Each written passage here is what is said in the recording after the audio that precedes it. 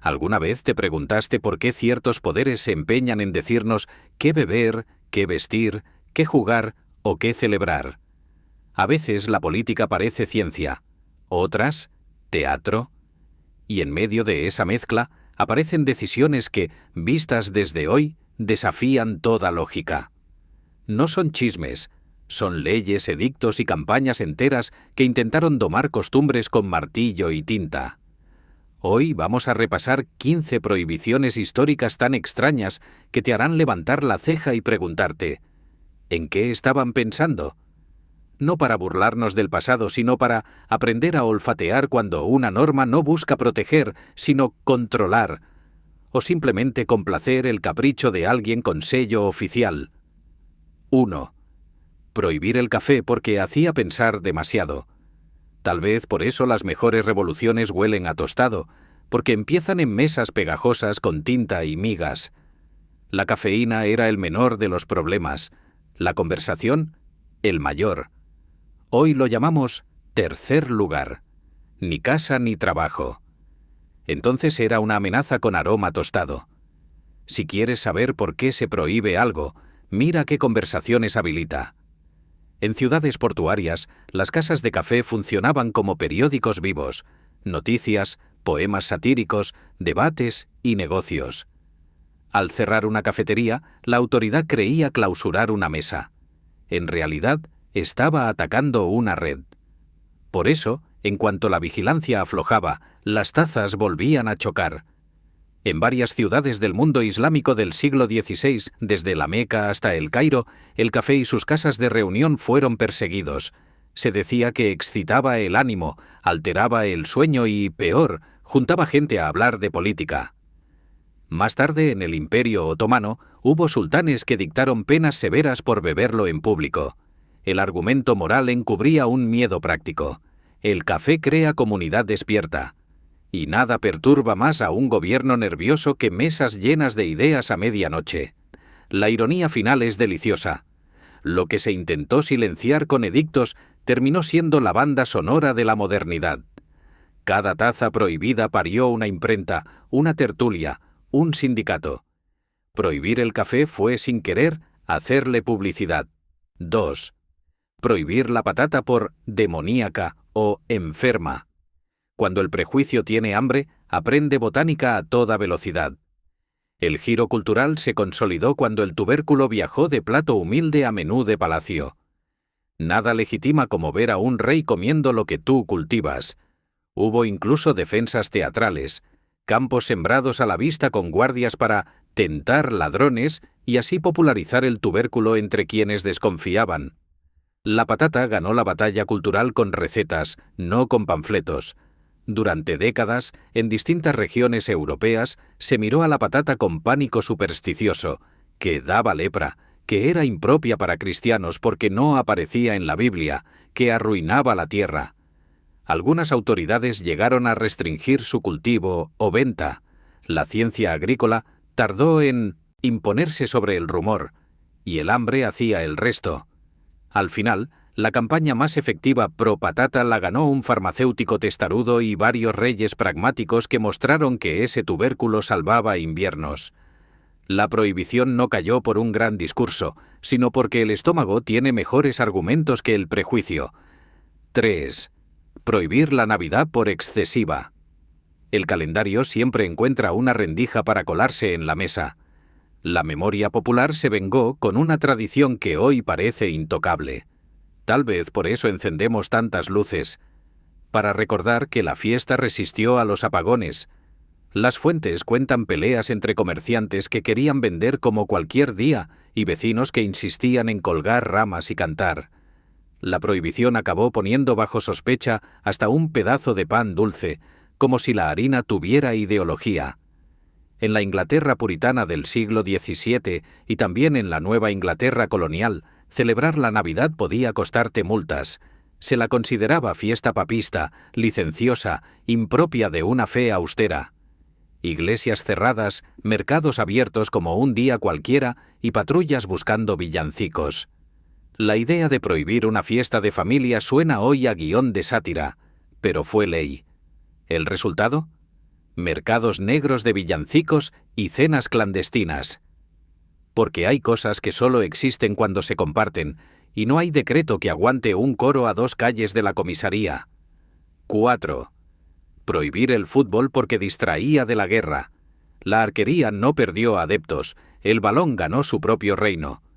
Prohibir un juego es pedirle a la pelota que aprenda a volar. En perspectiva, esas prohibiciones son un catálogo de pánico moral. Cada queja oficial suena a árbitro que no entiende el juego. Las quejas oficiales hablan de ventanas rotas, riñas y flechas olvidadas. Pero lo que más molestaba era la autonomía. Un partido se organiza solo sin permiso y congrega edades y oficios que de otra forma no se mezclan. En la Inglaterra medieval y moderna temprana, reyes y concejos prohibieron una y otra vez los juegos de balón en las calles. ¿Motivo? Desorden público. Y, sobre todo, que los jóvenes debían practicar el arco y no perder el tiempo persiguiendo una pelota. La prioridad militar mandaba. El ocio común estorbaba. Paradójicamente, esas prohibiciones ayudaron a empujar el fútbol fuera de los callejones hacia campos reglados, escuelas y clubes. El intento de borrar un juego lo convirtió en institución. Nada más peligroso que prohibir algo que cabe en un descampado y 2 ganas. 5. Prohibir las barbas. O cobrar por ellas. La historia capilar prueba que lo íntimo no se legisla sin cicatrices. Si tu vello paga impuestos, tu cara ya es territorio fiscal. La piel como factura revela el sueño favorito de los gobiernos, que todo sea medible, desde el grano hasta el pelo. Y sin embargo, lo íntimo resiste. La recaudación venía acompañada de fichas metálicas que certificaban el pago. Eran a la vez multa y propaganda. Cada cara afeitada prometía un futuro distinto. Y, sin embargo, el vello volvió una y otra vez como si el pelo tuviera paciencia histórica. A fines del siglo XVII, un zar con obsesión por modernizar decidió que las barbas eran un estorbo medieval.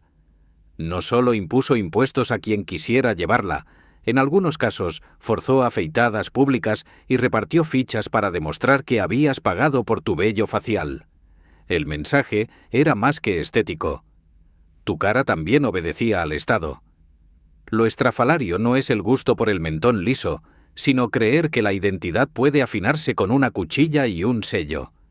Cada barba convertida en recibo fue una clase de civismo a la fuerza, con poca pedagogía y mucha humillación. 6. Prohibir la imprenta. Según el alfabeto. De todas las hogueras, la del papel húmedo es la que peor huele a derrota. Los regímenes aprendieron tarde la lección. Reprimir letra por letra retrasa, pero no detiene.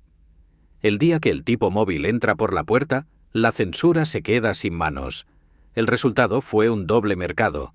Manuales y sermones autorizados por un lado y bibliotecas privadas que respiraban traducciones clandestinas por otro.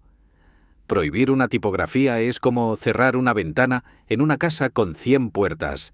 Durante siglos hubo imperios que toleraron la impresión de ciertos idiomas y vetaron otros, en especial cuando el sistema de escritura coincidía con la lengua de la administración y la religión. El miedo era claro. Una imprenta en el idioma del poder podía fabricar disenso a velocidad de plomo fundido. Paradójicamente se permitían impresiones en lenguas periféricas o en alfabetos distintos, como si la palabra impresa fuera menos peligrosa cuando llegaba con acento. La prohibición no detuvo las ideas, solo las obligó a viajar en manuscritos, memorias y libros importados de contrabando. Nada más inflamable que un texto que llega a escondidas a una mesa de café. Por cierto, ese mismo café prohibido. 7. Prohibir el tabaco con penas desproporcionadas. La salud pública llegó siglos después. Antes hubo ansias de control. Cuando la moral se mezcla con el monopolio, la ley se vuelve selectiva. El mismo humo cambia de pecado a impuestos según quien lo venda. En muchos edictos, lo que asoma es la ansiedad por el desorden, grupos reunidos, olores nuevos, rutas comerciales que no controlas. El humo es excusa. El control del espacio, la meta. Reyes, sultanes y zares intentaron, en diferentes épocas, extirpar el hábito de fumar con castigos que hoy nos parecen de otra galaxia. Azotes, destierros, trabajos forzados. Las razones mezclaban salud, moral y, en el fondo, control fiscal. Cuando un vicio no pasa por la caja del Estado, se vuelve inmoral por decreto. El tabaco perdió y ganó batallas, pero sobrevivió a los edictos a punta de costumbre. Si algo enseñan estas campañas es que prohibir lo que se puede enrollar en un bolsillo exige más policía que sermones. Y aún así, apenas funciona. 8. Prohibir a las mujeres usar pantalones. Una cremallera abrió más puertas que 1000 discursos. Una pernera puede ser un pasaporte. Los reglamentos revelan el temor secreto, que la ropa no solo cubre, habilita. Un bolsillo puede ser más revolucionario que un panfleto. El pantalón se convirtió en símbolo portátil de movilidad. Montar, trabajar, huir, elegir. Por eso la insistencia en restringirlo. Si puedes correr, puedes decidir. En ciudades orgullosas de su modernidad, hubo siglos de reglamentos que exigían permisos especiales para que una mujer vistiera pantalón, como si la tela tuviera género. En París, por ejemplo, una ordenanza absurda duró oficialmente más de lo razonable, pidiendo autorizaciones para vestimenta masculina, salvo excepciones como montar a caballo. La lógica se cae por su propio peso, pero eso no impidió multas, burlas y obstáculos cotidianos. Las prohibiciones más ridículas suelen sobrevivir porque nadie se toma el tiempo de anularlas. Como telarañas legales que solo se ven cuando alguien se enreda. 9. Prohibir colores, telas y lujos por ley. Cuando la tela es delito, el deseo aprende a bordar en secreto. Y siempre aparece el detalle: un ribete permitido, una fiesta excepcional, una dote que abre licencias. La desigualdad es experta en notas al pie. Las leyes suntuarias son un espejo magnífico del miedo de las élites a perder exclusividad. Lo prueban las excepciones: bodas, embajadas, festividades. La jerarquía siempre se reserva el derecho de brillar cuando conviene. Las llamadas leyes suntuarias dictaron durante siglos qué podía vestir cada clase: púrpura reservada, sedas prohibidas a ciertos grupos, bordados limitados por rango. El objetivo declarado era moralizar y evitar excesos. El real, marcar jerarquías a golpe de armario. No era solo moda, era código penal en forma de vestuario. La paradoja es deliciosa. Mientras se prohibían telas brillantes a plebeyos, floreció una industria clandestina de tintes y adornos discretos que desafiaban al ojo del alguacil. Prohibir el brillo no apaga el deseo de brillar, lo vuelve ingenioso. 10. Prohibir el teatro por sospechoso. Cada telón bajado inventó un nuevo escenario: la calle. Apagar el escenario solo enciende la imaginación. Cerrar escenarios no hace más virtuoso al público, solo lo deja sin espejo. El teatro devuelve la mirada, y eso inquieta más que una misa larga. Cuando cierras los escenarios, la sátira se muda a la calle y la política pierde un termómetro. Nada mide mejor el humor social que una carcajada a destiempo. Hubo periodos en que el teatro se clausuró por años enteros con el argumento de que corrompía las costumbres o distraía del deber religioso. Tablas desmontadas, compañías disueltas, dramaturgos en pausa forzada. El escenario vacío es la pesadilla favorita de los devotos del silencio. Pero la imaginación no acata edictos. Los cuentos se mudaron a casas, a hojas sueltas, a canciones. Cuando reabrieron los teatros, el público llegó con hambre atrasada. Prohibir la ficción no la mata, la entrena. 11. Prohibir un sombrero para imponer otro. Adiós, Fez. Hola, Bombín. Las fotos cambiaron primero. Los hábitos, después. Cambiar de sombrero cambió fotografías, sí. Cambiar mentalidades llevó décadas de escuela, periódico y litigios. Los símbolos abren puertas. Las reformas las sostienen. El cambio de sombrero vino con manuales de uso, multas y fotos oficiales. En cada imagen de archivo hay un rastro de urgencia. Que todo parezca nuevo ya aunque por dentro tarde décadas. En un país que decidió occidentalizar su imagen a toda velocidad, un sombrero cilíndrico de fieltro fue declarado enemigo público y reemplazado por modelos europeos. No era solo cambio de moda, era política de Estado. Girar simbólicamente la cabeza hacia otra tradición y arrancar de raíz la silueta de ayer. El detalle que asombra es la fe en el poder de un borde y una copa. Como si un ala nueva pudiera empujar instituciones viejas por la puerta. A veces funciona. A veces solo deja fotos extrañas en los álbumes familiares. 12. Prohibir cortarse el cabello correcto. Nada revela tanto un régimen como su obsesión por tu nuca. Cuando un régimen legisla tu nuca, ya te dijo todo sobre su idea de ciudadanía. Si tu pelo debe obedecer, ¿qué queda para tus ideas? La obligación capilar simplifica el mapa político. A simple vista sabes quién obedece y quién desafía. Es un uniforme pegado a la piel, útil para controlar multitudes sin preguntar.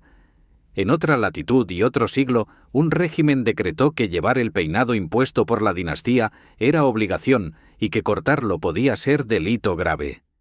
El cabello como bandera. Obediencia pegada a la nuca. El mensaje era brutal de sencillo. Tu cuerpo es el lienzo de la ley. Cuando el corte se convierte en crimen, la política llega al baño de tu casa. Y entonces, cualquier gesto de tijera puede parecer subversivo. Es la micropolítica del peinado, ridícula y temible a la vez. 13. Prohibir el chicle para arreglarlo todo. En el fondo era una guerra contra un gesto que no cabe en un Excel. A veces la goma más pegajosa es la burocracia. La política de modales funciona hasta cierto punto. Limpia el suelo, ensucia la conversación. Convertir un gesto nimio en delito fabrica pequeños disidentes. La anécdota habla sola. Policías que confiscan paquetes como si fueran contrabando de lujo, turistas que mastican a escondidas por deporte. De tanto prohibirlo, lo volvieron anécdota internacional. En una ciudad-estado famosa por su limpieza y su disciplina, masticar chicle se volvió ilegal durante años. La explicación oficial combinaba civismo y coste de limpieza. Pavimentos y trenes pegajosos salen caros. Excepciones llegaron después para uso médico, pero el mensaje ya había quedado claro. A veces la solución más simple es cerrar la boca, literalmente. Lo llamativo no es la severidad, sino la apuesta por moldear modales con multas. Funcionó en parte, claro, pero también convirtió una goma en símbolo de rebeldía turística. Basta prohibir algo barato para volverlo souvenir. 14. Prohibir el jazz por sospechoso. Todo lo que improvisa asusta al poder que solo sabe marchar. El swing prohibido vuelve como eco. Los saxos guardados en altillos regresaron con nuevas generaciones. Una prohibición enseña ritmo, el del péndulo entre control y deseo. Algunas campañas cambiaron nombres, se impulsaban músicas sanas con ritmos cuadrados. Aún así, el swing volvía una y otra vez por la ventana del radio. Los pies del público siempre encontraron el compás prohibido. En regímenes que desconfiaron de todo lo que sonara a libertad improvisada, hubo campañas contra el jazz y, en particular, contra el saxofón. Se lo acusaba de decadente, de extranjero, de corruptor de la juventud. Salas cerradas, orquestas desarmadas, músicos perseguidos. La música, sin embargo, tiene un talento especial para colarse por rendijas. Cambia de compás, de nombre, de barrio. No hay decreto que le apague el contratiempo a un corazón que ya aprendió a marcarlo con el pie. 15. Prohibir el ajedrez porque parecía vicio. Pocas cosas más subversivas que dos personas pensando en silencio. Con el tiempo, los mismos poderes que lo desconfiaron lo convirtieron en metáfora de gobierno. Ironía máxima. El Estado elogiando el juego que prohibió. Curiosamente, donde se lo dejó vivir, el ajedrez terminó en monasterios, cortes y plazas como pasatiempo intelectual. El mismo objeto que algunos vieron como pecado, otros lo convirtieron en herramienta educativa. En diferentes épocas y lugares, autoridades religiosas o civiles vieron en el ajedrez un entretenimiento peligroso, demasiado absorbente, cerca del juego de azar, sospechoso de distraer del rezo o del trabajo.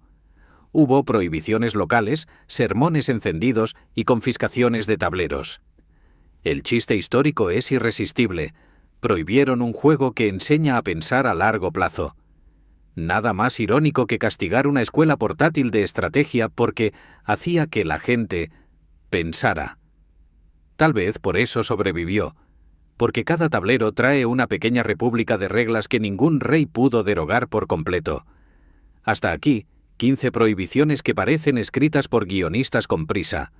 Antes de cerrar, vale una confesión. La lógica de las prohibiciones rara vez es lógica en el momento.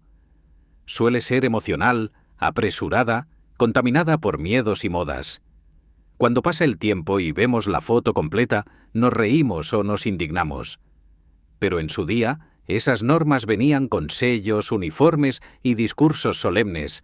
Por eso es clave entrenar el olfato, distinguir entre protección y teatralidad, entre cuidado y control.